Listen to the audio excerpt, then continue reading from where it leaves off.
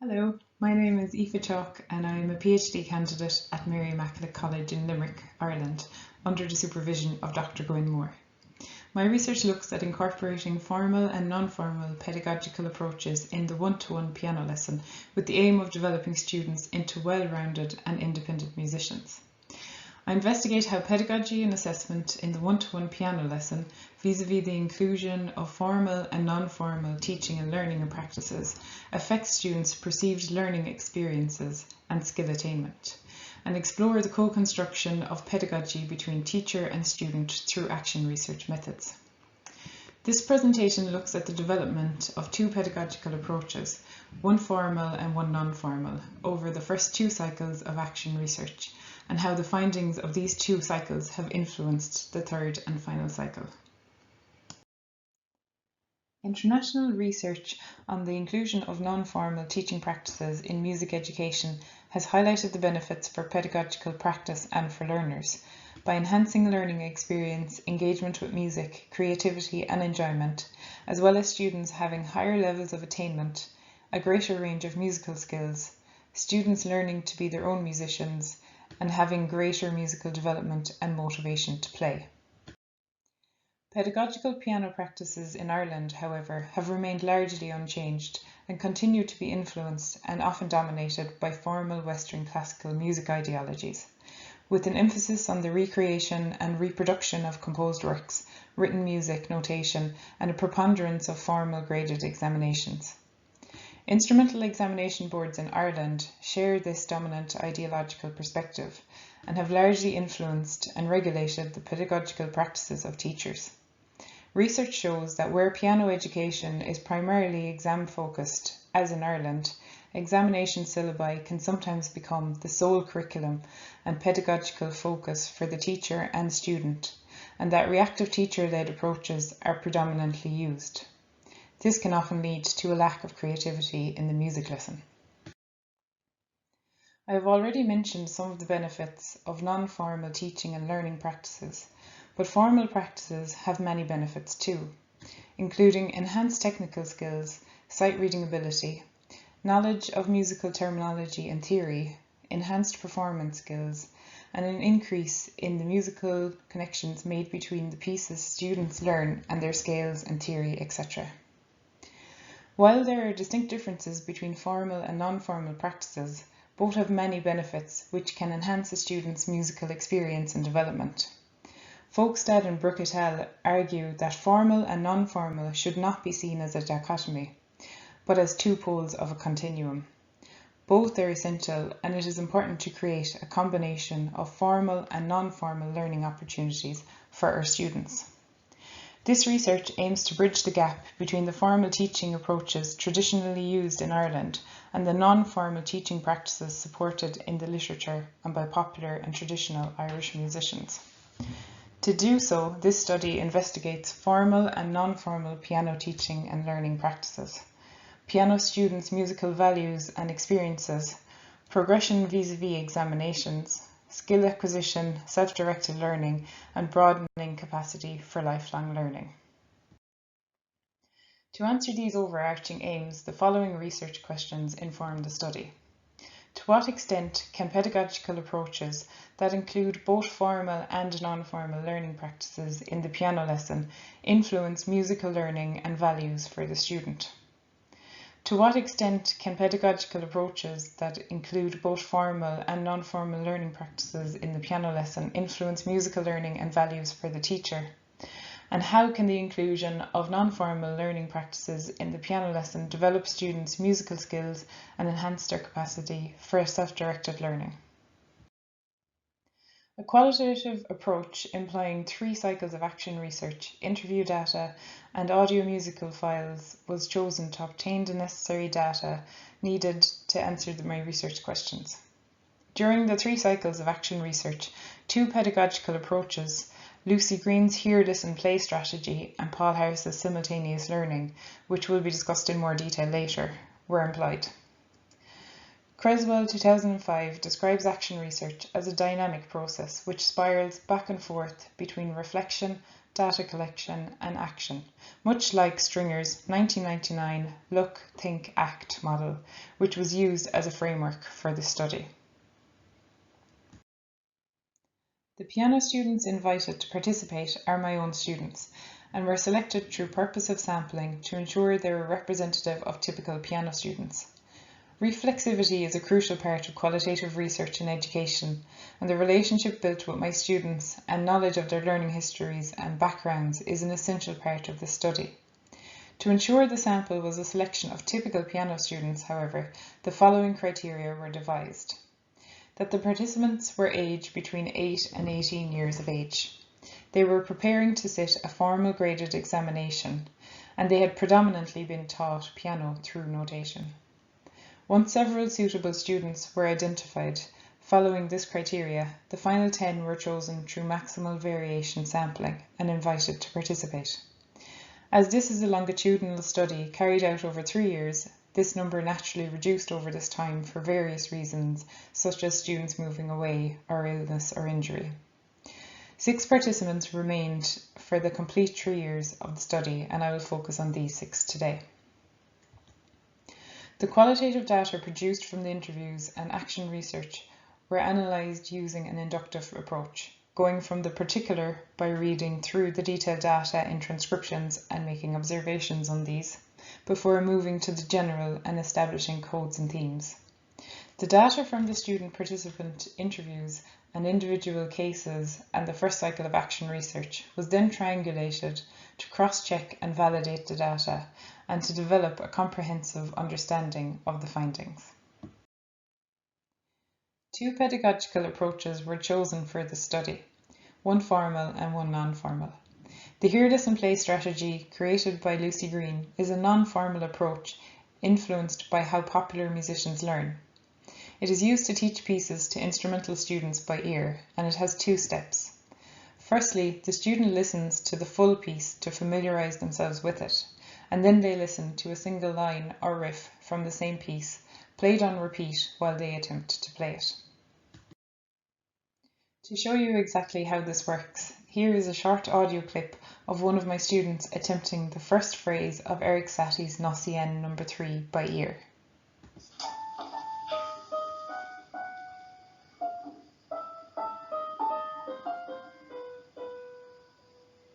So just a touch.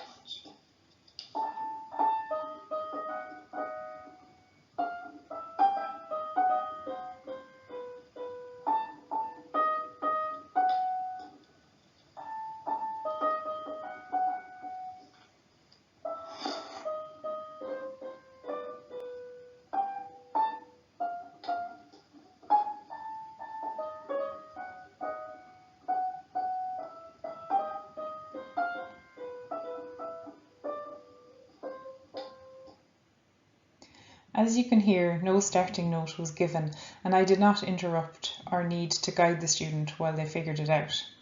It is important that students are left to figure the notes out themselves unless they are really struggling with it, and then the teacher steps in to guide them.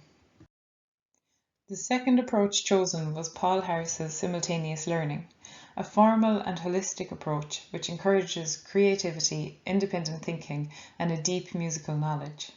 Simultaneous learning has 3 principles: to teach proactively, that everything connects, and to teach through the piece's ingredients.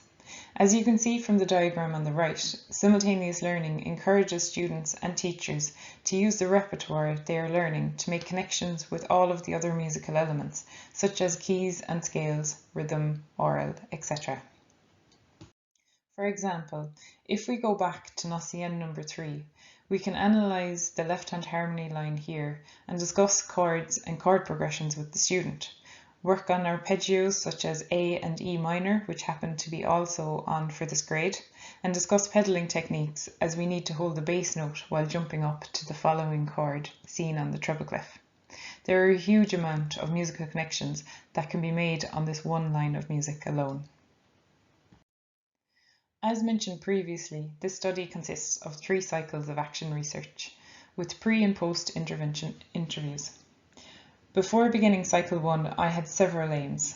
These were to improve students' learning experience and capacity for lifelong self-directed learning, to improve my own teaching practice, and to investigate how students perceive their learning experience in the one-to-one piano lesson, students' musical interests and values, students' views of piano and interest in partaking in lifelong self-directed learning, and does the inclusion of non-formal learning practices enhance students' perceived learning experience, skill acquisition, self-directed learning, and capacity for lifelong learning. Cycle 1 began with a semi-structured pre-intervention interview to obtain students' opinions and experiences of piano teaching and learning to date, and to gain more knowledge of their musical interests and values. The Hear, Listen, Play approach and simultaneous learning approach were then employed to teach 2 separate pieces in preparation for a formal graded examination. As described earlier, when employing the HELP approach, audio recording of riffs which were pre-recorded by me, the teacher, were played for students as they attempted to find the notes. When the simultaneous learning approach was employed, the piece was broken up into small sections by the teacher prior to the lesson. Then the teacher and student analysed these sections together, discussing chords and clapping rhythmic patterns together before the student played them. As previously mentioned, reflexivity is an essential part of this qualitative study, so as a participant observer, I also kept a reflective journal in addition to audio recording each lesson. Finally, I conducted a semi-structured post-intervention interview with each student to get their opinions on the 2 alternative pedagogical approaches introduced to them in the previous couple of months. The 6 student participants stated they were looking forward to the challenge of using different approaches to learn their pieces, although 3 felt that playing by ear would be difficult. Only 1 student had previously tried to play a piece on her own by ear prior to participating in this research, so this was a new experience for the others. I was impressed with how well the students were able to play by ear, and no student needed me to give them a starting note at any stage of the cycle. Overall, the students had a positive experience with both approaches and enjoyed the variety of using these alternative approaches along with the formal, more traditional approach to learn exam repertoire. After the 6 to 8 week period, it was noted that the students' understanding and recognition of chords improved. All students felt their oral skills improved, and they found it easier to memorise their pieces using these approaches. Possibly the most surprising finding was that students' fingering improved when playing by ear. Students who previously had difficulty starting anywhere other than the beginning of a piece could now start at several points in the music. 5 of the students felt they learnt their pieces faster than when using traditional approaches. All students said they enjoyed learning their pieces through a mix of approaches and wished to do the same the following year. And 5 students felt they now had the skills to learn pieces on their own and would try to learn a piece by ear at home on their own. Unfortunately, there were 2 negatives to this cycle. Firstly, the time frame. 6 to 8 weeks was not sufficient to investigate these 2 approaches fully in a 30-minute class, particularly when used to learn 2 pieces. Usually you would spend longer than this on preparing a piece for examination.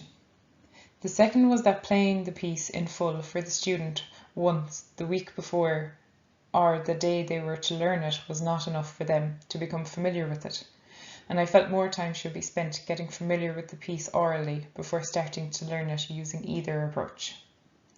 During cycle 1, I also realised how well the HELP and simultaneous learning approaches complement each other and could possibly work even better together to teach a single piece rather than used individually to teach 2 separate pieces. This thought influenced my aims for cycle 2. The aims for cycle 2 were predominantly the same as cycle 1, but in addition to these, I planned to explore the same 2 alternative approaches to learning repertoire in a more typical time frame of 12 to 15 weeks, and investigate how these 2 approaches may work together to learn one individual piece. As cycle 1 ended with a post-intervention interview, cycle 2 continued with action research. This time, the Hear, Listen, Play and simultaneous learning approaches, while applied in the same way, were now used to teach separate sections of the same piece in preparation for a formal graded examination. Prior to learning the pieces, there were also an emphasis on students listening to them and getting familiar with them for a few weeks first. I continued to keep a reflective journal in addition to audio recording each lesson. I then conducted a semi-structured post-intervention interview with each student to get their opinions and experiences of this cycle of action research. In Cycle 2, I found the 12 to 15 week timeframe was much better and allowed for deeper exploration of the repertoire and approaches. I also found that the two approaches worked well together, as where one approach lacked, the other supplemented it. For example, the help approach does not highlight the importance of making connections between the piece being learned and other musical concepts such as key, structure, theory, etc., like the simultaneous learning approach does. Likewise, the help approach focuses on student independence and oral skills, two important areas which are not as strong in the simultaneous learning approach. Other positives included students becoming more comfortable with learning by ear and their oral skills clearly improved. Students also gained a deeper understanding of harmony and familiarity with chords. On the negative side, I found these approaches were not focused enough on encouraging students to be independent, particularly the simultaneous learning approach. Students were still relying on their teacher to tell them how to learn and didn't have enough autonomy. As this study aims to create independent, lifelong learners, it was felt that the next cycle needed to take this further.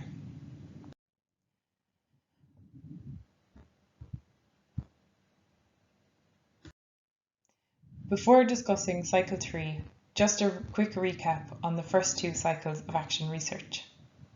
Cycle 1 implemented both approaches individually on two separate pieces.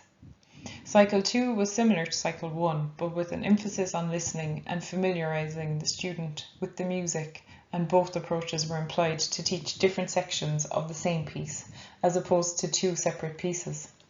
The student may enjoy using the different approaches, but I still was not satisfied.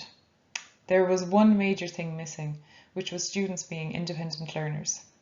The simultaneous approach places too much importance on the teacher in the initial stage of learning a piece, preparing the piece and breaking it down for the student. I felt how I approached teaching needed to be adapted to encourage the student to partake in more independent thinking and learning. Therefore, for Cycle 3, I gave the students, who now had 2 years' experience of working with these new alternative approaches, the choice of how they wanted to approach learning each examination piece. The students listened to each exam piece and had the sheet music available to them. I still recorded the pieces in sections and made them available to them to use if they chose the help approach. But if the simultaneous learning approach was chosen, the student would use their knowledge and experience to analyse the music and decide how best to break the piece down to learn it themselves. My role was now as facilitator, only there to guide the student when necessary. This was done in the same time frame as Cycle 2, and post-intervention interviews with the students and the parents were conducted at the end. From the findings of Cycle 1 and 2, I've discovered both challenges and benefits to using these approaches. There are two main challenges that come with these approaches. The first is that the teacher must become a facilitator and give the students space and time to explore and discover for themselves, which can be difficult, particularly when you are preparing for an imminent exam. You may have noticed also that both approaches involve more preparation than the more traditional approaches might. For example, pre-recording the pieces in sections and analysing the piece in advance, as you need to plan how you can best assist your students to make connections in advance of their lesson. There is very little reactive teaching used in simultaneous learning.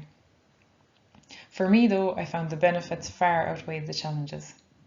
Piano lessons became a time of exploration and discovery, and they are far more fun for the student and the teacher. Students seem more motivated and engaged in their learning and make more connections between the musical ingredients of their pieces. Students obtain the skills needed to play a variety of musical styles, from classical music to pop and rock, which, let's face it, the majority of our students want to play. And possibly, most importantly of all, we are creating well-rounded, independent musicians equipped with the skills to partake in lifelong self-directed learning. Thank you for watching my presentation. I'd like to give a special thank you to the ISME Forum for Instrumental and Vocal Teaching for organising this online seminar, and to Mary Mackillop College and the Research and Graduate School for funding this research. If you have any questions or comments, please email me at aoife.chawke@mic.ul.ie and I'd be happy to discuss my research with you. Thanks.